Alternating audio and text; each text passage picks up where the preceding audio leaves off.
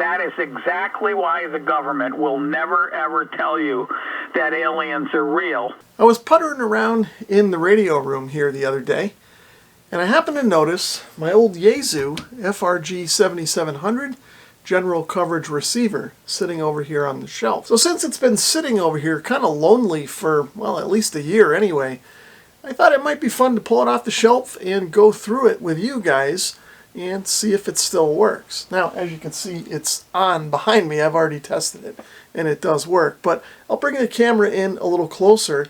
I'll show you guys the radio in a little better detail, and then we'll tune around and see what we can hear for a little while. So here's the Yaesu FRG 7700. As I said before, it's a general coverage receiver that covers from about 150 kilohertz all the way up to 30 megahertz. And with this transverter box, the FRV 7700, you can actually receive VHF high band as well. Now we'll take a closer look at the transverter later in the video, but for now, let's check out some of the features of this radio. Now working left to right, obviously there's a speaker up here, and this has pretty good audio for a built-in speaker. Now you can use headphones or an external speaker, which connects in the back. Also on the front panel is a line level recording jack. So if you wanted to run this thing into a tape deck or now some sort of digital recorder and have a direct wired connection at line level, you could do that. Now as far as receive modes go, the radio will receive CW, lower sideband, upper sideband, 3 different bandwidths of AM and FM. It's got selectable AGC or automatic gain control between fast and slow, and it's got a noise blanker that you can turn on and off. Over here is the volume and tone controls. The main tuning dial is here, of course.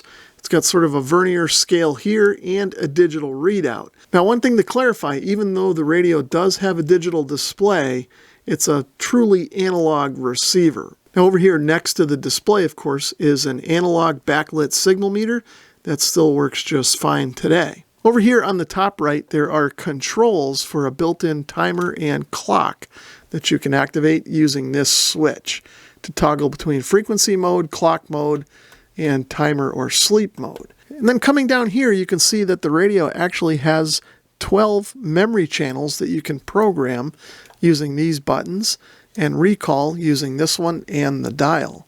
Now over here is an adjustable attenuator. There's also an attenuator switch on the back of the radio, which we'll look at in a little bit. Down here we have a squelch control, which of course is useful on FM mode, and we have a fine-tune control that can be used in conjunction with the memory channels. It's inactive in regular VFO mode. And then over here on the lower right is the band switch, and this goes in 1 megahertz increments, starting at 0. So if I kind of click up through, you can see that it changes by 1 megahertz each time. Now on one part of the dial, you can see right here that instead of in 1 megahertz increments, it tunes between popular ham and shortwave bands. And that's useful so that you can tune into sort of the more popular parts of the spectrum without having to spin the dial all the way through. Looking at the back of the radio, input power comes in over here through what I'll call a standard desktop computer type plug. Now, I forget the exact name of this, but I think you guys have probably all seen these on desktop computers. Over here is the AC mains fuse. Now, over here next to the fuse, you can see there's a slug with a couple of screws on it. And this is labeled AC 117 volt for North America. But you could change this slug out and run this radio on 220 volt. Now, on some radios, I think there is a slug that can be turned with a screwdriver to set the voltage, but mine appears to be just a single 117 volt slug. Now if the radio is run on 220 volt, the fuse also needs to change from a 120 volt 1 amp fuse to a half amp 220 volt fuse. Up above the slug is a 5-pin DIN connector for accessories like my transverter. Up here is a DC power receptacle. I believe this is just for 12 volt. I don't know if this can run on 24 volt. I'd have to pull the manual to check. This jack here is for an external speaker. Now for these next two connections, keep in mind that this radio was made back in the late 70s or early 80s, so they're designed to remote control a tape deck. There's a relay inside the radio that works with the built-in clock and timer so that you could set the radio to come on at a certain time and then trigger a tape deck that has a remote on function with connecting up wires to these two jacks.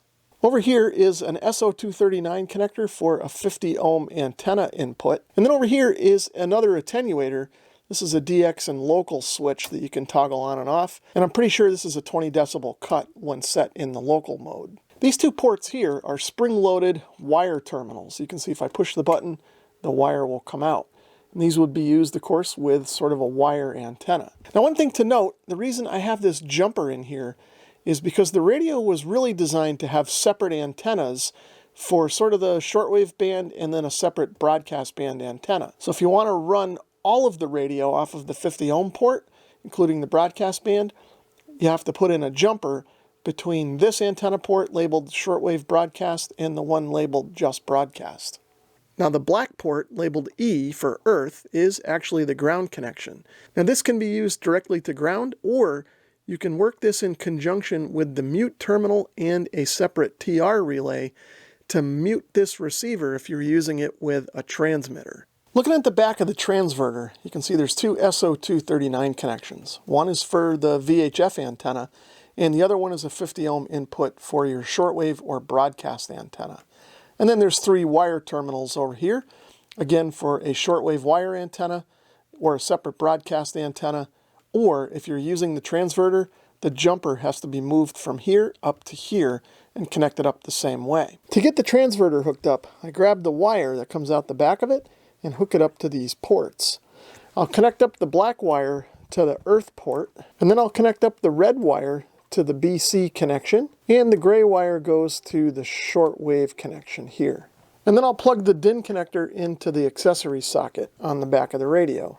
Now I'll connect my jumper wire up here between the broadcast and the shortwave antennas. If you're using the transverter, all the antenna connections are made up here. These ports on the radio will obviously be used by the wires from the transverter, so you wouldn't be able to connect the antenna up to here. And if you wanted to use a 50 ohm antenna, you wouldn't plug it into here, you'd plug it here. So now, let's get some antennas connected up and tune around with this old radio and see what we can hear. So I've only got one antenna ready to go, and that happens to be my fan dipole that's out in the backyard.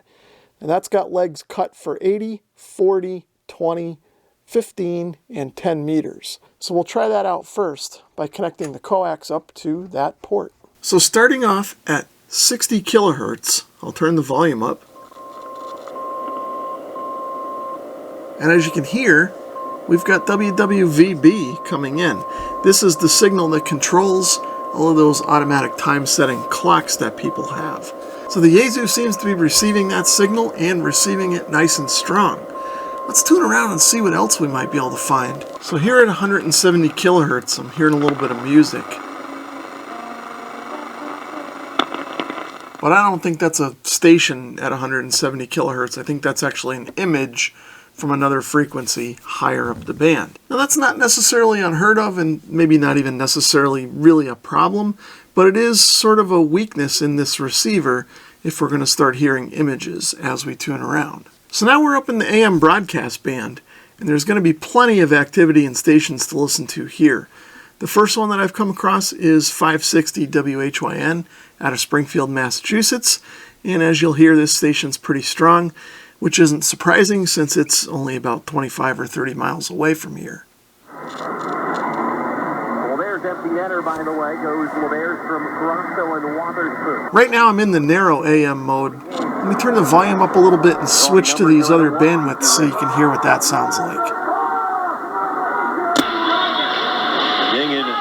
Stevens tangling at the hash marks. So you can hear as I tune around on wide mode, we're hearing some of these stations pretty well, but we're also hearing sort of other stations coming in the pass band.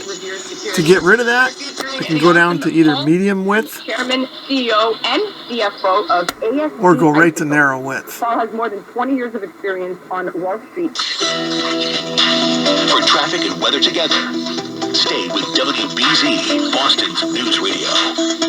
This is KYW 1039 FM. So we're at the top of the band now. And what that means is I need to switch the band switch over to the next megahertz register. And that means now we're at the top of the 2 megahertz band. So in order to hear anything, I'm going to have to tune down this time.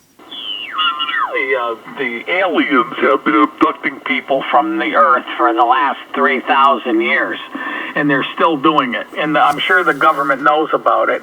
And the more I'm thinking about this, the more I think that is exactly why the government will never, ever tell you that aliens are real, because then they're going to have to admit to the, 20 or 30,000 probings of people who have been taken off the Earth and brought back, whatever, a day or 4 or 5 hours later. So that was Ray, N1DVL. He's sort of a legend here in New England, and maybe points beyond as well. Now, those of you that know Ray know that a little bit goes a long way. So we'll keep tuning down the band and see what else we can hear. So if we tune down into the CW portion of the band, you can see that we're hearing quite a few stations. Now, one of the problems with this receiver is that I really can't adjust the bandwidth of the CW mode or lower sideband mode any more than it already is. So we're going to hear multiple CW stations at the same time. Now, I can sort of play maybe with the tone controls and the attenuator here to try and help filter out some of the weaker ones so that I only hear the strongest one. But that's about the best I'm going to be able to do. I've moved up to the 80 meter band. Let's check out a few signals here. Like I say, they're a nice tool, but some people just cannot live without that tool, and it occupies their time pretty much when their eyes are open. Go ahead, Julie. Well, Alton, what are you coming up with this evening? Well, I got the radio and the tuner in line tonight. I took a pop off the tuner today, and so now let's tune into the AM window here on 80 meters and see what those guys sound like. But yeah, there was a commercial for gimbals. I wonder how many years has gimbals been gone? N3RIK, WA1 Queen Item X-ray. And this is N3RIK with WA1QIX. At least 20, 25 years, I would guess. I know they disappeared from here. So I checked for pirates down around 69, 55 in that kind of area, and didn't hear anything tonight. So I've tuned up into the 40 meter band. We'll check a few signals here before moving on. But getting back to the silos up here in Plattsburgh, if you Google missile silos in Plattsburgh, New York, there is all kinds of pictures and stories, and those silos have all been decommissioned. And the silos and the property are now all owned by private citizens. Over. Ship 123. Hello, ship 1234. Hello, check. 1234. Hello, check. you say I'm distorted again? No. I said Ed was and then Joe called in, which is you, and then the third station that called in has got a very bass, distorted, almost RF bass problem, but not you. No, Joe, not you. N3TZ. So it's about 10 o'clock on a Saturday evening, so not a whole lot else going on HF above 40 meters. So next let's try out some VHF. Now, as I said earlier, I don't have a VHF antenna ready to go. I'm just going to move my shortwave antenna over to the VHF port. Now, of course, it would be a little better if we had a proper antenna, but this should work for this demonstration. First up on VHF, we'll check out some air control traffic.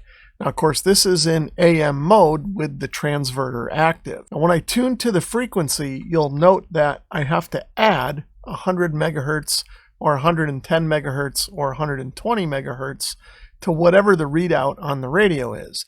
And that depends on which band I've got activated on the transverter. The other thing that I need to do to make sure that I'm receiving the signal strong is to play with the IF and RF preselectors on the transverter. When I first hooked this up, it didn't seem like it was working until I finally caught a signal weakly, and then I was able to go in and tune those preselectors for maximum signal strength.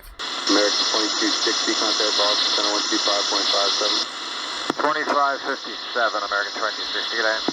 American 2595, primary strength over 300. Climb flight level 300, American 2595. American 2595, direct to Halverton, direct to Snow Hill, rest route unchanged. Calverton, No Hill, and the rest of them things. Dragon 2595.